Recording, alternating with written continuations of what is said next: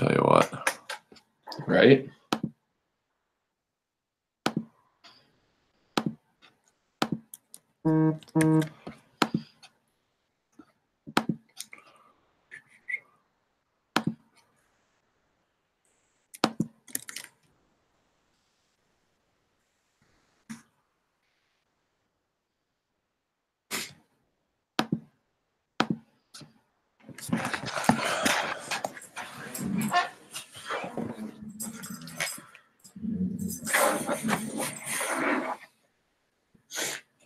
I think so too, Z.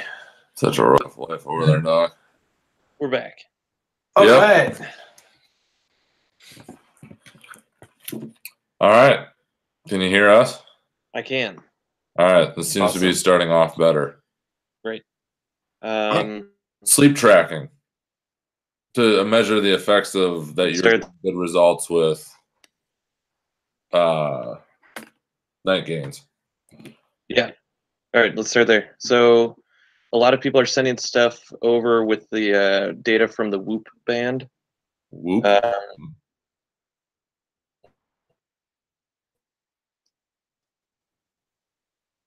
That band tracks quite a bit of information, so it'll give you your daily stress total based on your activity levels. And I'm pretty sure it picks up quite a bit more than just like steps and basic jogging movements. I think it tracks on fair bit more data than that.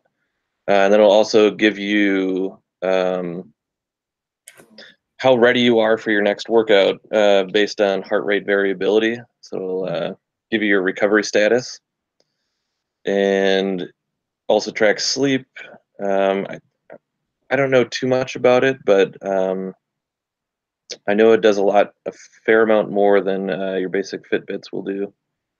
We also get some sleep tracking stuff from Fitbits and various apps on from phones that people throw on their bed or wherever, however it tracks their sleep. I don't think I'd do well with that one because my phone would be on the floor. Oh, really? I'd send it off the bed somehow during the middle of the night. You slept great. You didn't even move after that one night terror that you had or something like that. So are you getting data from pre-taking night gains to taking it then?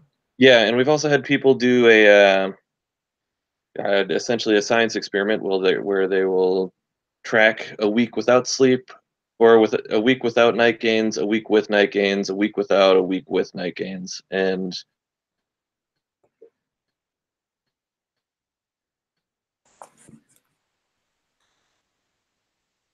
it's getting to the deeper, slow wave sleep patterns a lot quicker in the night.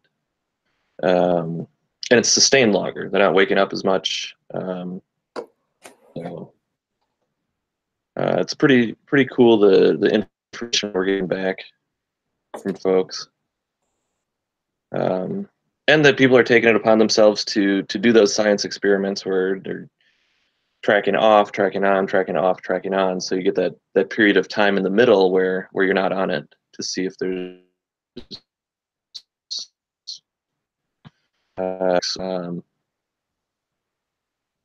if the sleep drops back off just due to not taking night gains. So it's pretty neat. Pretty profound, I'm sure, especially in those populations of people, like you said, the service members that are consistently getting inconsistent sleep. Right. But then you look at just the everyday person too, and what is consistent sleep for a lot of people. So yeah, I don't know what consistent sleep is.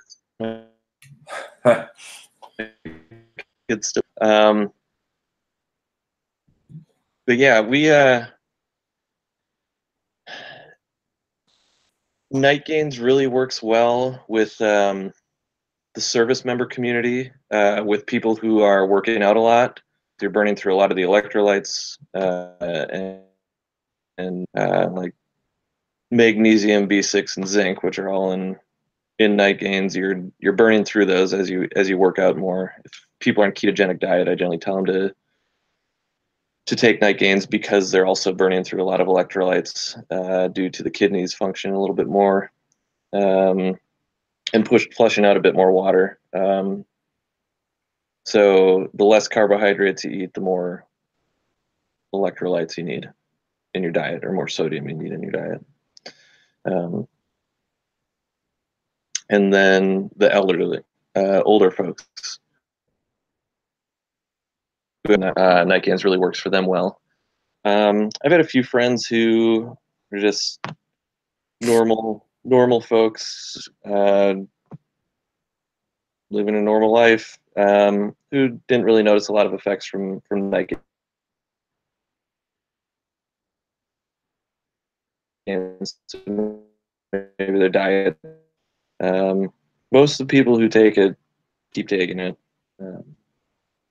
So that's always encouraging to see, and pretty fulfilling. So, do you worry about the continued use at all? I know we were talking even before we got going about like kind of misnomers about some stuff, and I know that's one with melatonin. Depending on who you talk to, you'll hear, you know, you don't want to take it in high doses for too long, shutting down your natural production, not allowing right. your body to do it yourself.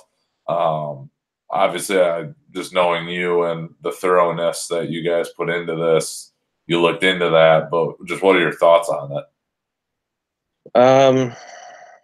Couple thoughts on that. One is the mindset of, you know, just take melatonin, depending on if you're not willing to change your lifestyle and like shut off the night lights at night, put on some blue blockers, protect your own melatonin production. Like the way our body the way our body gets signaled to produce melatonin is by watching the sunrise in the morning. So those wavelengths of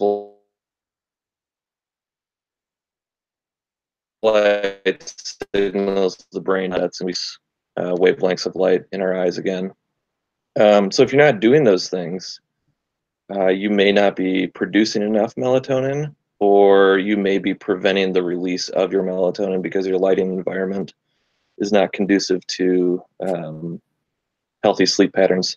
So for people who can't change that, it may be a good idea to just take melatonin regularly. There's also been some studies released, supplementation in the likes of 10 to 20 milligrams per night, and whether or not that suppresses melatonin production naturally. And surprising, you know, I was always under the assumption that taking melatonin suppressed your body's ability to produce it. But these studies are showing that even at like 10 to 20 milligrams of melatonin, natural melatonin production isn't suppressed after a period of time of taking exogenous melatonin. But How long? Do you know how long night the period was of time? call, More than like a week, I'm assuming. yeah. But like in night gains, there's a milligram of melatonin in 4 caps. And most people that I know are taking 2, maybe 3 caps. So like the 0.25 milligram to I think your body produces about 0.3-ish milligrams and releases that per night.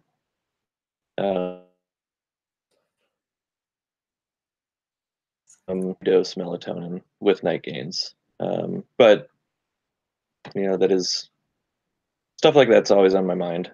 Right. We've tossed around the idea of making a night gains that doesn't have melatonin in it, or a version of it, just because of, you know, like pregnant or breastfeeding women ask me whether or not they can take melatonin. I generally say, you know, GABA is a neurotransmitter, breast milk. So Generally recommend that they don't take it for that reason. Could you repeat that again, Paul? Yeah, so we've tossed around the idea of producing a version of night gains that doesn't have the GABA or melatonin in it. Right. And And what was that with pregnant women?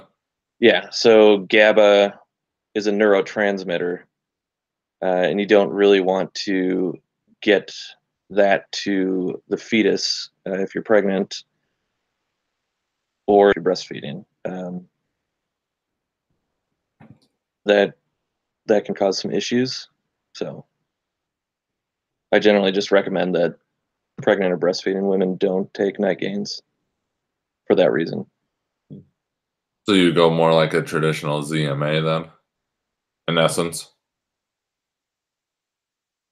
Yeah, currently pregnant and takes natural calm at night, which super safe. It's just magnesium citrate, I believe. So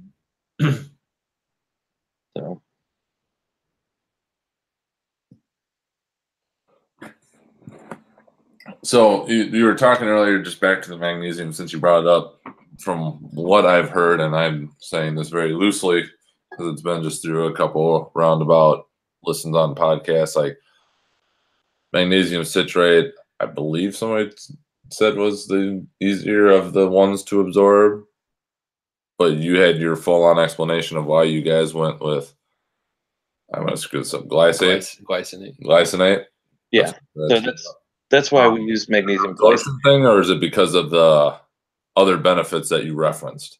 This is the other benefits, but you know, like magnesium glycinate are all kind of right up there that people debate what's the best absorption between the three of those.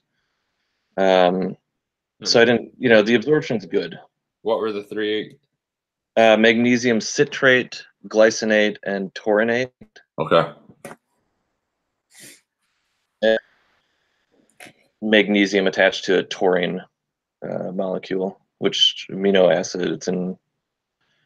I really think it's a great supplement for a lot of reasons. But magnesium taurinate, I've recommended to people for cardiovascular health because taurine is so important to cardiovascular health. So Makes sense. It all depends on what you're looking for. I think citric acid is a great performance booster in the endurance world. I don't recall why. I just remember that it is, but it doesn't help. I feel like that's the story of my life. I don't really know that I can give you the full reason, but I know I heard it somewhere and it was legit. So we're just gonna roll with it. Yeah. Reading about that when I was making some or designing some supplements a couple years ago. There you go. So that's where it comes from, but that was a long time ago that I was reading that. Okay. So do you typically recommend that people start off with? I don't call. Sorry. You're good. Do you typically recommend that people start off with like 2 capsules at night and then work their way up, or because I believe is it 4 on the bottle that is a dose?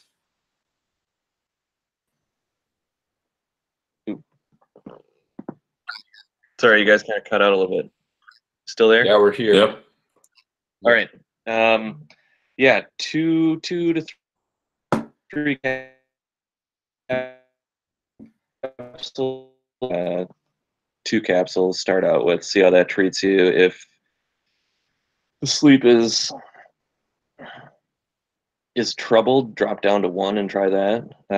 If it doesn't feel like it did enough or it didn't do anything, jump up to 3. See how that treats you.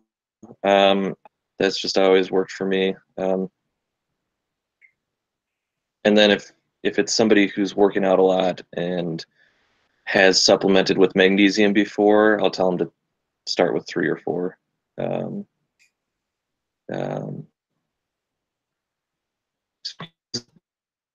sensitive to magnesium, and it has like an excitatory effect on them. I had a friend of mine take night gains, and he was up all night. He could only get to sleep for like 15, 20 minutes at a time, and then would wake up again. Heart was racing. And some people just have a weird reaction to magnesium. I think it's something to do with the magnesium calcium balance getting thrown off, but I'm not entirely sure. It'd be really interesting to do some testing on those individuals and see just kind of what their levels were. Right. That's the only person who's reported that to me.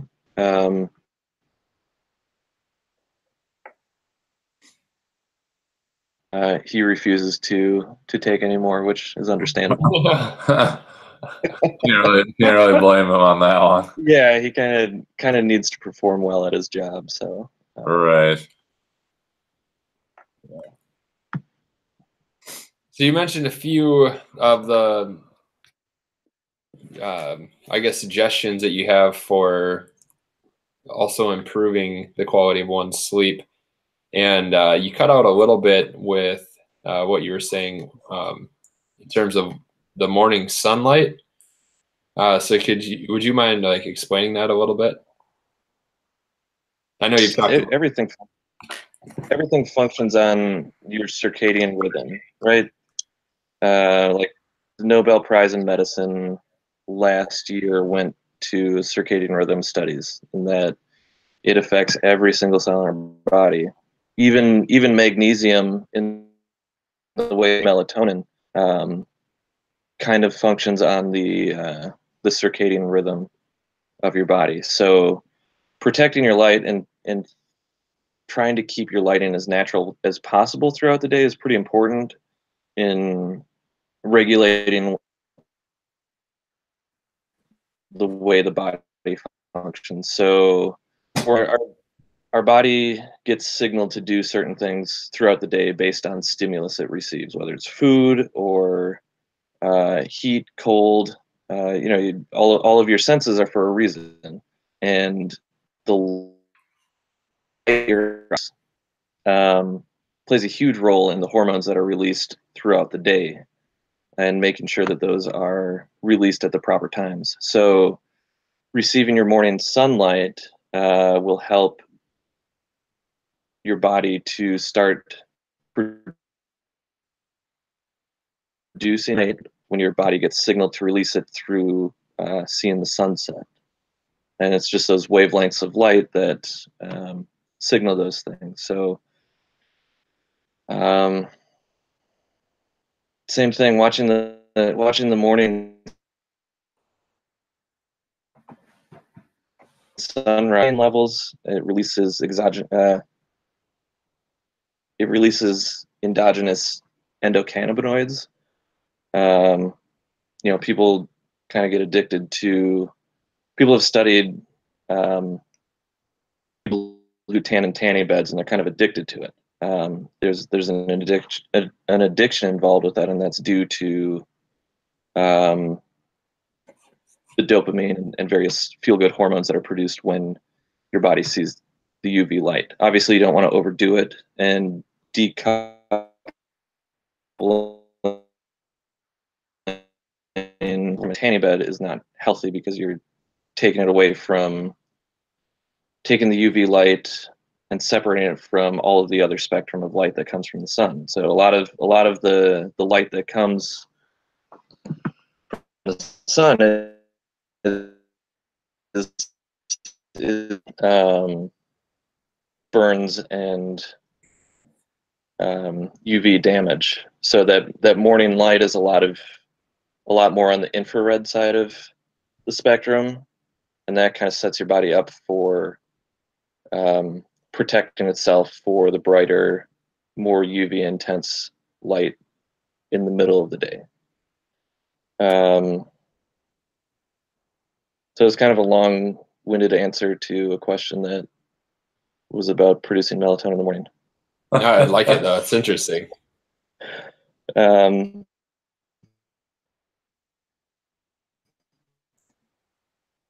if people think more like how did we evolve? Where did my ancestors come from? What latitude were they on? How did my ancestors evolve to function well? Um, and Northern European ancestry, it's a lot of high latitude, lower sunlight, so I'd produce vitamin D pretty quickly. So I don't need to be out in the sun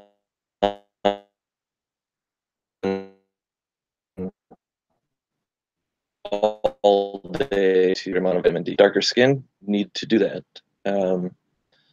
And I guess there's some interesting information coming out regarding whether or not everybody needs the same vitamin D levels to function well. But I know that when my vitamin D levels get low, I run into some autoimmune issues, like I get psoriasis that flares up, and a few other things that flare up. And that's generally if I get my blood tested after that, basement labs, and not really seeing a lot of daylight due to my work environment.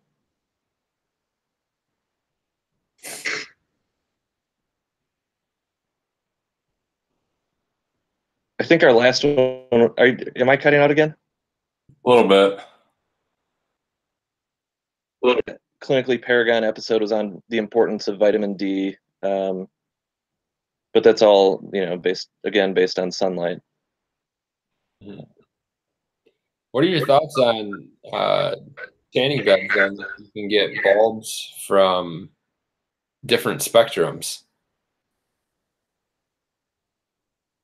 Dome that has 4 250-watt red lights, the IR lights, and I'll throw in a UV light or two from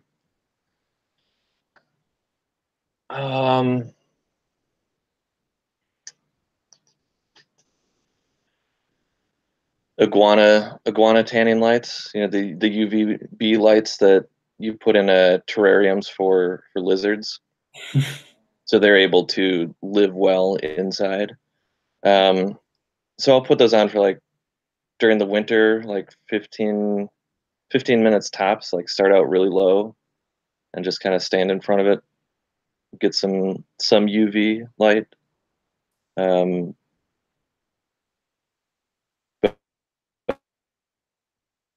But but I don't like I don't like the idea of tanning beds just because it's straight UV light. If you can,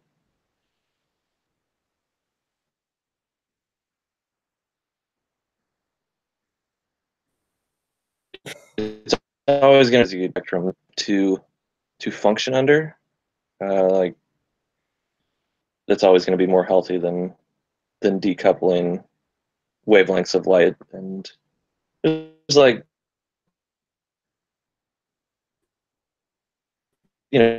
lights screens. We know that there's a peak in the spectra of that's in the blue spectrum. That's how you create the white light, is combining some yellow and blue, and it creates more of a white light for the LED. But that spike of blue causes a lot of problems because that intense blue light, you're really only seeing middle of the day when the sun's signaling for your body to kind of cease hormone production to get ready for bed later on in the day. Melatonin production disrupts sleep, and that's all because you're decoupling spectrum of light or wavelengths of light and getting those individually. Incandescent lights will still disrupt sleep, but not to the extent that a bright white CFL or LED will do.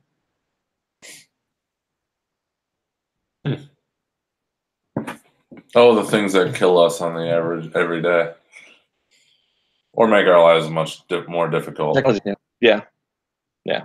But these work. The orange tinted glasses or red tinted glasses block the blue light. So there's been studies on that, and that helps helps keep your body producing melatonin as you get ready for bed.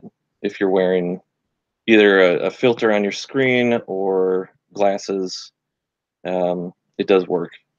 So We've recommended it a lot with our people that are post-concussive, yeah, especially if they get past the symptoms of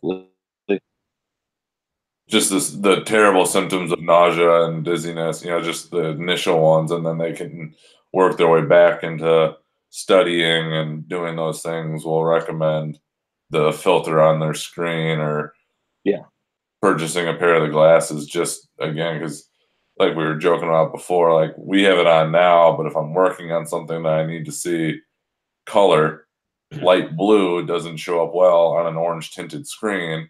And so when you take off the filter, it's like a shock to your eyes. Even in the screen brightness way down, it still hits you and it lets you know about it. Oh yeah. It's pretty wild once, especially post concussive. I had a pretty bad one like 5 years ago, and was on bed rest for a while. Nothing, just laying in bed. Probably would have been better going outside every now and then and getting some sunlight, or even shining some red, or because there's some wavelengths in there that activate cytochrome C in the mitochondria, which helps boost mitochondrial efficiency and then can help with the healing process of concussions, as well as a lot of other things.